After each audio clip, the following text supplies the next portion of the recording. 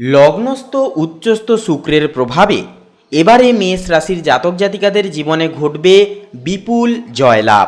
এছাড়াও বন্ধুরা, আপনাদের ক্ষেত্রে রাজকীয় পরিবর্তনের একটা আভা কিন্তু এই সময় ঘটবে, কারণ আপনাদের লগ্নে শুক্র উচ্চস্থ থাকার কারণে, এছাড়াও দেবগুরু বৃহস্পতি বর্তমানে আপনাদের তৃতীয় ঘরে অবস্থানের কারণে আপনাদের জীবনে বিশেষ কিছু সুযোগ সুবিধা আপনারা কিন্তু এই সময় বা এই সময়কালে পেয়ে যাবেন। বন্ধুরা, আজকের এই পর্বে আমরা আলোচনা করব এই যে লগ্নস্থ শুক্র এবং তৃতীয় ঘরে যে বৃহস্পতি সঞ্চার নিয়ে মেষ রাশির ক্ষেত্রে 1 মে থেকে 5 মের এই সময়কালে এই বিশেষ যোগ আপনাদের জীবনে কোন কোন ন্যায়নীতি, কোন কোন মান বিপণনে কেমন কি পরিবর্তন সাব্যস্ত ঘটাবে আপনাদের জীবনে। কারণ ইতিমধ্যেই লক্ষ্য করা গেছে মেষ রাশির জাতক জাতিকাদের জীবনে কিন্তু একগুচ্ছ সমস্যা এবং নানান রকমভাবে কিন্তু স্ট্রাগল আসতে দেখা গেছে। আপনাদের পঞ্চম ঘরে কিন্তু কেতুর অবস্থানের কারণে আপনারা মানসিক ভারসাম্য হারিয়ে ফেলেছেন। প্রত্যেকটা ক্ষেত্রে আপনারা কি করবেন খুঁজে উঠতে পারছেন না বা ডিস্ট্র্যাক্ট হয়ে গেছেন।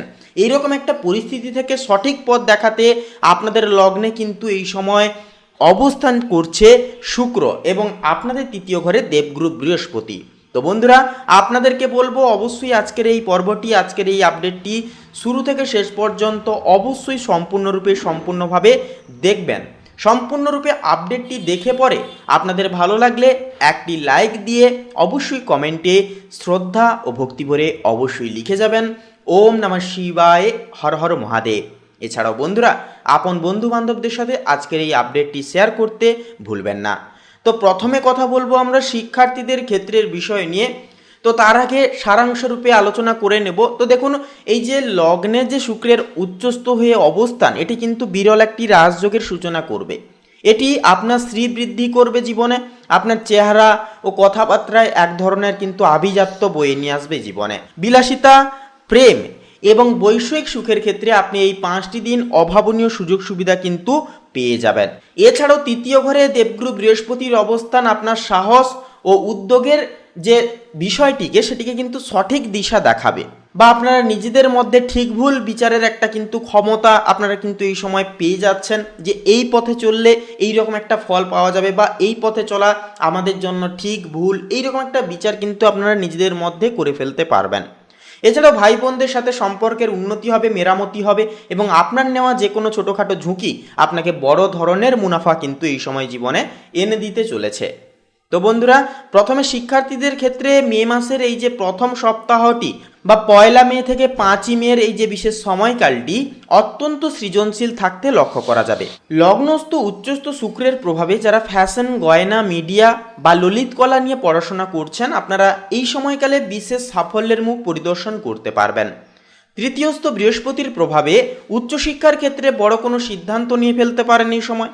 দ্বাদস্থ সূর্যের প্রভাবে যারা বিদেশের কোনো বিশ্ববিদ্যালয়ে আবেদনের জন্য অপেক্ষা করছেন দীর্ঘদিন ধরে, তাদের জন্য ইতিবাচক খবর আসার একটা প্রবল সম্ভাবনা রয়েছে।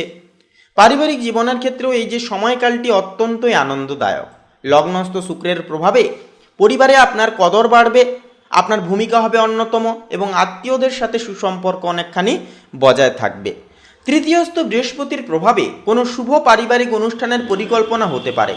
সামাজিক ক্ষেত্রে আপনার আধিপত্য বৃদ্ধি পাবে এবং আপনি কোনো গুরুত্বপূর্ণ অনুষ্ঠানের পরিকল্পনা এই সময় করে ফেলতে পারবেন।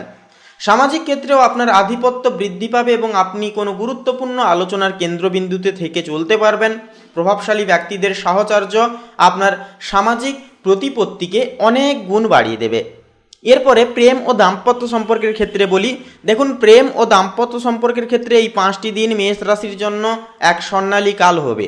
লগ্নে শুক্র উচ্চস্থ থাকার ফলে আপনার জীবনসঙ্গীর সাথে আপনার সম্পর্ক এক নতুন উচ্চতার ধারায় কিন্তু পৌঁছে যাবে। আপনাদের পারস্পরিক রোম্যান্টিক যোগাযোগ অত্যন্ত মধুর ও আভিজাত্যপূর্ণ হবে।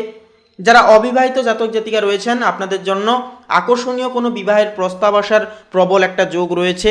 সম্পর্কে এক ধরনের রাজকীয় সুখ ও স্বচ্ছতা ভাব বজায় থাকবে।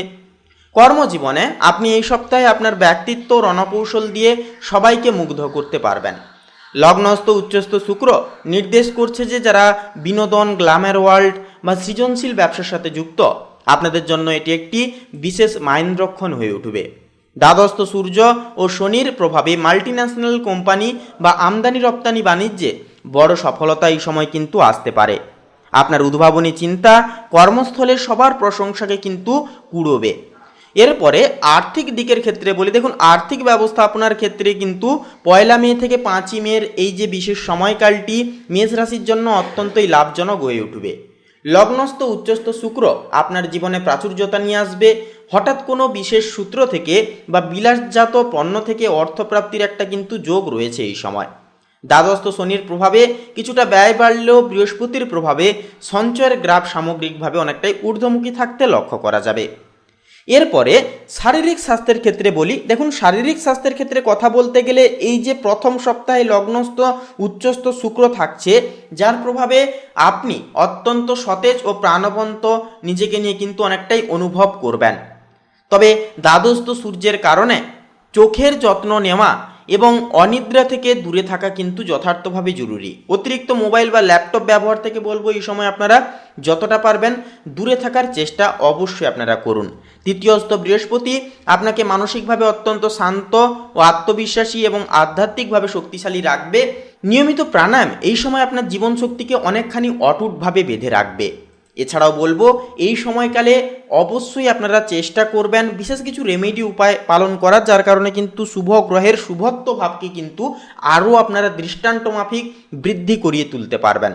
প্রথমত বলি, আপনারা দৈনন্দিন সকালে সবার আগে ঘুম থেকে উঠে আপনারা 10টা মিনিট প্রাণায়াম করবেন, প্রকৃতির সান্নিধ্যে হাঁটাচলা করবেন, সময় কাটানোর চেষ্টা করবেন। মোবাইল ল্যাপটপ থেকে যতটা পারবেন কিছুটা পরিমাণ হলেও সময় কমানোর চেষ্টা করুন। এছাড়াও কোনো গরিব দুঃখী দুস্থ ব্যক্তিকে নিজেদের সাধ্য অনুসারে দান ধ্যান করুন, গরুকে সবুজ ঘাস খাওয়ান। এই সঠিক কাজগুলি যদি আপনারা করেন তাহলে কিন্তু গ্রহের নেতিবাচক প্রভাবগুলো একান্তই জীবন ছেড়ে দূরে যাবে এবং আপনাদের জীবনে কিন্তু গ্রহ নক্ষত্রের শুভ অবস্থানের শুভ ফলাফলগুলি কিন্তু আপনাদের জীবনে পরিব্যাপ্ত ঘটবে। তো বন্ধুরা, আপনাদের ক্ষেত্রে বলি আজকের এই পর্বটি, আজকের এই আপডেটটি এই পর্যন্ত। পর্বটি ভালো লাগলে অবশ্যই একটি লাইক দিয়ে অবশ্যই আমাদের এই ভাগ্য বিচার চ্যানেলটিকে সাবস্ক্রাইব করে পাশে থাকতে ভুলবেন না। এছাড়াও নিজেদের শ্রদ্ধা ও ভক্তি অনুজ্ঞাপন করে একটিবার অবশ্যই লিখে যাবেন ওম নমঃ শিবায়, হর হর মহাদেব, জয় দেবাদিদেব মহাদেবের জয়, অবশ্যই লিখে যাবেন। একান্তই সমস্ত মনের ইচ্ছা কামনা বাসনা পূর্ণতা পাবে, সমস্ত প্রকার বাধা বিপত্তি সমস্যা জীবন থেকে কিন্তু চিরতরে দূরে যাবে। তো বন্ধুরা, আপনারা সকালে ভালো থাকুন, সুস্থ থাকুন, সচেতন থাকুন।